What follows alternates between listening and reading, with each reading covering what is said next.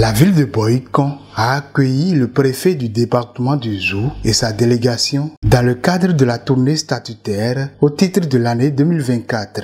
Ce mardi 26 novembre 2024, c'est la salle de conférence de la mairie de Boïcon qui a abrité cette rencontre d'échange. Cette tournée, conforme aux dispositions du Code de l'administration territoriale en vigueur au Bénin, vise à évaluer la situation locale, à accompagner les collectivités territoriales dans l'exécution de leurs missions et à renforcer la collaboration entre les autorités locales et préfectorales. À cette occasion, Rufino Dalmeda, maire de la ville de Boïcon, a présenté un bilan succinct des réalisations de la commune et des projets en cours. Monsieur le préfet du département, en 4 ans, nous avons donné un nouveau visage à la commune de Boïcon à travers plusieurs ouvertures de voies et aucun arrondissement n'a été laissé pour compte.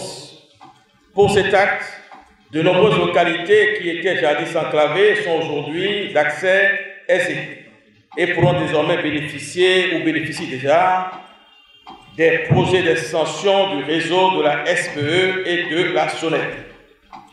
En plus des efforts de l'État, monsieur le préfet, nous avons réussi à signer un partenariat avec ONU Habitat qui a investi pour la première fois, après les études, dans la commune de Boïcon. Grâce à ce financement, nous avons identifié plusieurs de nos quartiers. De mémoire, Aïwémen, Krezonko, Soba, Boïcon et autres. Et nous avons réussi à connecter plus de 7500 personnes à l'eau potable. Nous avons éclairé toutes les voies qui entrent dans le marché international de Boïcon. La mairie elle-même a acquis 100 lampadaires bureaux que nous avons déversés dans la partie série. Nous avons qualitativement amélioré les conditions de vie, de travail et d'études de nos jeunes écoliers, ainsi que de leurs enseignants, à travers la construction ces 4 dernières années, tout budget confondu, 80 salles de classe, entièrement équipées, avec bureau du directeur, magasin et toilettes modernes. Ces 4 dernières années, nous avons détruit plus de 50 dépotoirs sauvages. Je m'en voudrais de ne pas vous donner quelques-uns des travaux en cours de réalisation, ou qui incessamment doivent commencer. Il s'agit de la réhabilitation du stade Paulin Tomanaga. Boïcon a également décroché 2 des 3 prix de l'initiative commune amie des enfants pilotée par l'UNICEF. De la même façon, nous avons été commune lauréate pour l'initiative menée par Social Watch s'agissant du budget participatif. Dans la même veine, Cécile Ginette Octavia Pitti, secrétaire exécutive de Boïcon, a exposé l'évolution de la mobilisation des ressources au cours des dernières années, soulignant les défis et les progrès réalisés. En ce qui concerne la mobilisation des ressources propres, il faut dire que la tendance des 3 dernières années est évolutive. À titre illustratif, en 2021, la commune a mobilisé au titre des recettes propres 973 904 268 francs.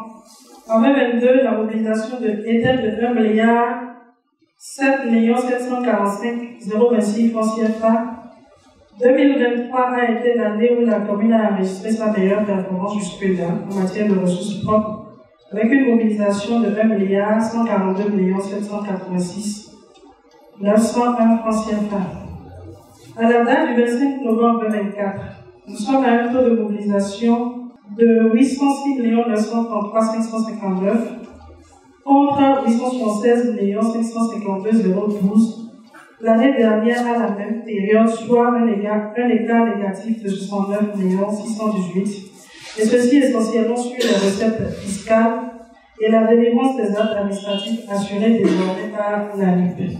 Les élus locaux et les représentants des populations ont profité de cette rencontre pour soumettre plusieurs doléances à l'autorité préfectorale, notamment en matière de sécurité des personnes et des biens, à l'approche des festivités de fin d'année. Vous savez que Boïcon 2, nous n'avons qu'un seul commissariat. Le seul véhicule que nous avions, ce n'est pas en bon état.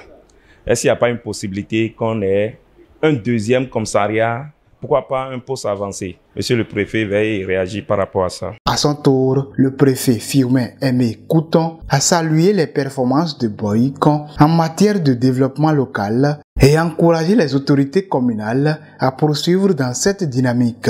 Je crois que tous les projets qui sont en train d'être conduits et que j'ai entendus, je crois que Boycon n'est pas bloqué. Ça veut dire que je ne bloque rien.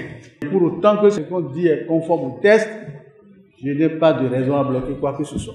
Donc je m'en félicite autant que le maire, autant que les membres du conseil communal, sur cette prouesse que vous êtes en train de réaliser. Et cela ne pourrait être autrement, parce que la ville de Boycon regorge de potentialités économiques importantes qui peuvent nous permettre de maximiser les ressources propres et donc de réaliser les ambitions que nous avons pour notre ville. S'agissant de la sécurité des personnes et des biens, c'est un phénomène urbain et nous devons accompagner la police. Nous devons accompagner la police à donner les informations utiles pour qu'ils puissent faire davantage leur travail. La ville de Boycon pourra désormais poursuivre ses actions à impact communautaire pour renouveler sa performance les jours à venir.